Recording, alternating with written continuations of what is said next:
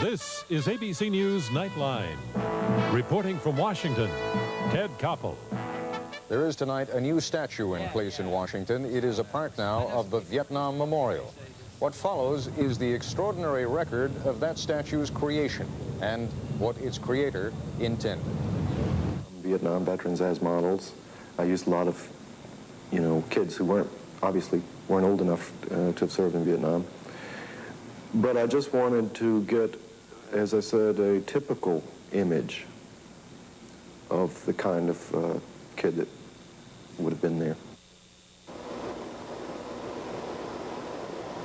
I wanted to stress the one thing that all veterans have told me in many conversations, which was the brotherhood, the love that they shared for one another, the intimacy and the loyalty. When they went to Vietnam, they were fighting for their country, but very quickly they were fighting for each other. In an old, run-down downtown office building, with the music of an Italian opera blaring in the background, he works away, ever so carefully shaping the other Vietnam Memorial. You're supposed to see three soldiers, but there are a lot of things I want you to feel as well. I want you to see that these are very young people. I want you to feel that they bore an excruciating burden. Ready to be cast in bronze. The 7-foot clay model went on display today. Kent Sherrill has the story. 3 clay figures frozen in sculpture in an artist's loft on F Street. A Hispanic soldier, a white soldier, a black soldier, to represent those who served and to those who died in Vietnam. It is ready to be bronze now and will be placed 150 feet from the memorial walls, just in front of a spray of trees. Vietnam was a coming of age for an awful lot of 18, 19, and 20-year-olds, and I wanted to first get and this was the hardest part of the whole thing, was to get the very strong sense of that youth and innocence, but at that moment when that shadow passed across their faces, the sudden coming and harsh coming of age, aging in 20 years and 20 minutes. A Marine wrote to me and said that he had a combat veteran, said that he had the sense that they were searching for their own names on the wall.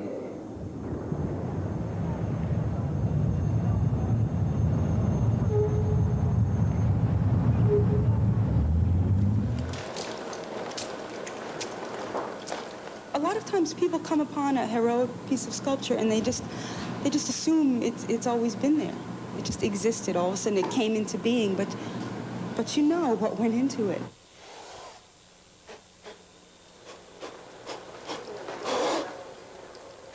What we've done here is just make a very elaborate muffin tin in plaster.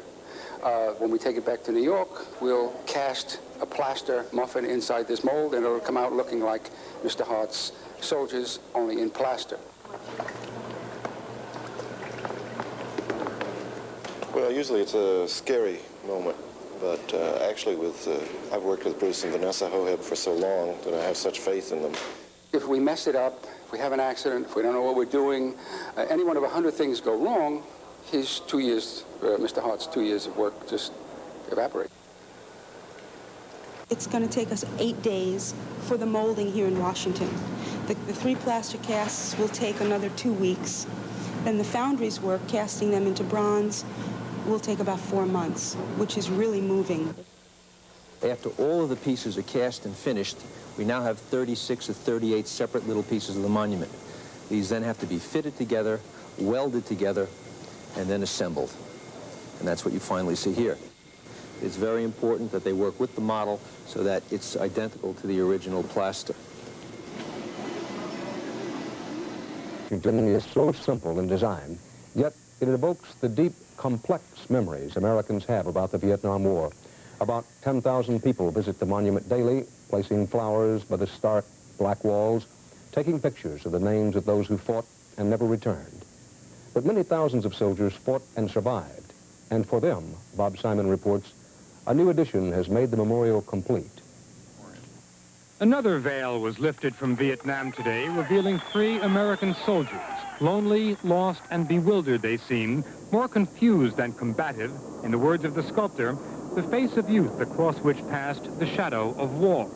Many veterans wanted this statue. They felt the stark underground Vietnam Memorial did not do justice to their image of themselves as heroes. Now they're together, the statue and the wall, 3 soldiers on patrol who will never take their eyes off the names of the men who died. It's like your fellow comrades looking over those that has passed on, no longer here, and they're carrying on. Those who served in Vietnam. A new statue was unveiled today at the Vietnam Veterans Memorial on the Mall here in Washington. The statue, called Three Servicemen, is meant to represent all the American soldiers who fought and died in Southeast Asia. It will be dedicated Sunday on Veterans Day. As ABC's Jack Smith reports, this will be a weekend to remember what so many of these veterans can never forget. David Stetz, a Vietnam veteran who fought with the 82nd Airborne Division, flew to Washington this morning from his home in Riverside, California. We made it, Zach. You got it. His best friend from Vietnam, Marty Carney, who served with him in the 82nd, drove to Washington from his home in Newcastle, Pennsylvania. Supposed to be here in the lobby now. The 2 men hadn't seen each other since Vietnam 15 years ago. And at the Vietnam Veterans Memorial, there's a new addition today. A bronze statue now stands near the black granite walls. It will be dedicated on Sunday. Phyllis Armstrong was there for the unveiling. The statue is called Three Servicemen. 3 servicemen who wear the haunted look of those who have seen too much death, too much suffering. Tom Harton has seen that look on real men's faces.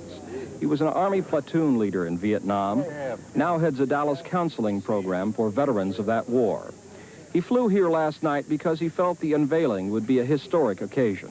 I think the artist has done a tremendous job of capturing emotion. To me, it visualizes men coming off a hard battle who have lost friends. The bronze figures appear to be gazing at the Vietnam Memorial, the stone slabs that bear the names of 58,000 men killed or missing in the war. Some critics feel the statue detracts from the simple beauty of the memorial. Tom Harton disagrees. I don't see how anybody could be unhappy with the combination of the flag, statue, memorial with the names on it. It just really ties it all together. An estimated 300,000 veterans of all wars will be in Washington this weekend. Those who served in Vietnam will grieve. They will contemplate the new statue and attend its formal dedication on Sunday. And along the way, they will renew old friendships. Tom Harton says this may be the last time so many Vietnam veterans are gathered in one place. I can't conceive of another event that would bring us together like this, and that's sad. But the joy is in seeing us come together as brothers. Brotherhood is one of the messages contained in the new statue. A white man, a black man, a Hispanic, standing together, sharing their suffering. George Lewis, NBC News, Washington. One parent told me following her tears that she wasn't bitter, only sorrowful to see her son's name there with all the others on the wall. If you can come here and not be touched by the experience, you are made of sterner stuff than most of us. It is a weekend that's going to be filled with many such experiences. Live from the Vietnam Memorial, I'm Robin Chapman. Now back to Renee and David.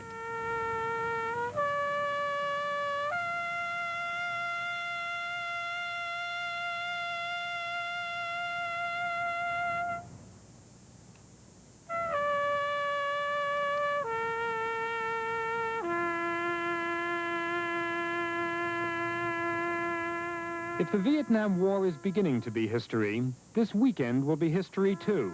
The days of the Vietnam vet. They will never come together like this again. Bob Simon, CBS News, Washington.